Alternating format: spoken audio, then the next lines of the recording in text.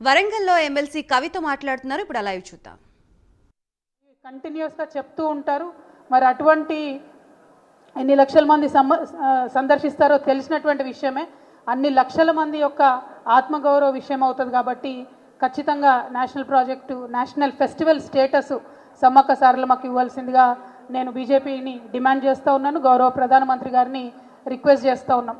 అదేవిధంగా మరి గుర్తించినారు సమ్మక్క సారలమ్మ జాతరను కాబట్టి ట్రైబల్ యూనివర్సిటీకి పార్లమెంట్లో బిల్ పాస్ చేసేటప్పుడు కూడా బీఆర్ఎస్ పార్టీ ప్రపోజ్ చేసిన విధంగానే సమ్మక్క సారలమ్మ పేరుతో ట్రైబల్ యూనివర్సిటీ బిల్ పాస్ అవ్వడం మనందరం సంతోషించదగ్గ విషయం.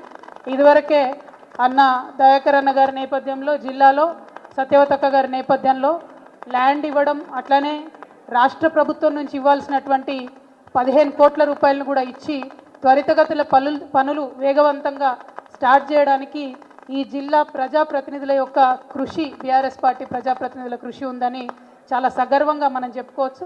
ఎందుకంటే ఒక మంచి పెద్ద యూనివర్సిటీ 850 కోట్ల రూపాయలతో ఇక్కడ జిల్లాలో ఎస్టాబ్లిష్ కాబోతా ఉంది. అనేక మందికి ఉపాధి వస్తుంది, అనేక మందికి మంచి అవకాశాలు వస్తాయి.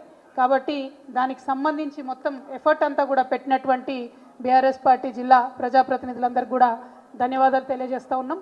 మరి సమ్మక్క సారలమ్మ జాతర అంటేనే మనందరికీ తెలుసు, చాలా పెద్ద ఎత్తున సదుపాయాలు కల్పించాల్సి ఉంటుంది. ఉమ్మడి ఆంధ్రప్రదేశ్లో ఈ జాతరను బాగా నెగ్లెక్ట్ చేస్తే తెలంగాణ రాష్ట్రం ఏర్పాటు కాగానే మొట్టమొదటిసారి గౌరవ ముఖ్యమంత్రి గారు అప్పుడు కేసీఆర్ గారు 100 కోట్ల పైచీలకు డబ్బులు ఇచ్చి ఒకటే ఫస్ట్ ఇయర్లోనే మంచి జాతరకు అన్ని ఏర్పాట్లు చేసి, తర్వాత ప్రతి సంవత్సరం 75 కోట్లు ఇచ్చుకుంటూ మంచి ఏర్పాట్లు చేస్తూ వచ్చినాం. మరి కనీసం 3800 బస్సులు నాకు తెలిసి లాస్ట్ టైము జాతరకు మనం పెట్టి మంచి ఏర్పాట్లు చేసినాం.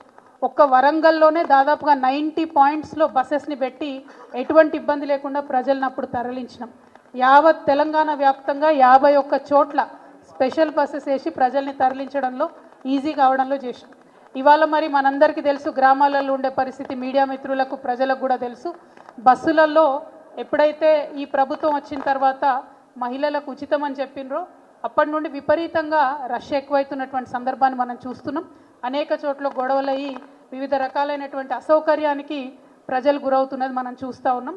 సో ఇంకా ఆ పథకం ఒక గాడిలో పడేలోపే మరి సమ్మక్క సారమ్మ జాతర వస్తూ ఉంది కాబట్టి ఈ జాతరకు ప్రత్యేకించి ప్రజలకు అసౌకర్యం కలగకుండా మరి పురుషులకు ప్రత్యేకంగా బస్సులు వేస్తారా, లేకపోతే మహిళలకు వేసే బస్సులే ఇంకా పెద్ద ఎత్తున పెంచుతారా, ఏదో ఒకటి చేయాలి. కానీ బాధ్యత తీసుకొని ఈ జాతరకు వచ్చే ప్రజలు ఇబ్బంది పడకుండా ప్రభుత్వం దీనిపైన ప్రత్యేక దృష్టి పెట్టవలసిందిగా మేము విజ్ఞప్తి చేస్తూ ఉన్నాం. ఎందుకంటే లక్షలాది మంది వచ్చేటటువంటి జాతర, అనేక సదుపాయాలు ఇక్కడ చేసి ఈ జాతర యొక్క ప్రతిష్టను మనం పెంచుకుంటే నేషనల్ స్టేటస్ కూడా మనకు వస్తుంది. కాబట్టి దాని మీద ప్రభుత్వం సీరియస్గా దృష్టి పెట్టాలని చెప్పి నేను కోరుతా ఉన్నాను. అదేవిధంగా బీఆర్ఎస్ పార్టీకి సంబంధించి ఎప్పుడైనా కూడా వరంగల్ ఉద్యమానికి సంబంధించి మనకు పెట్టని కోటగా ఉన్నది. ఈసారి ప్రజలు పెద్ద ఎత్తున కాంగ్రెస్ పార్టీ వైపు మొగ్గు చూపి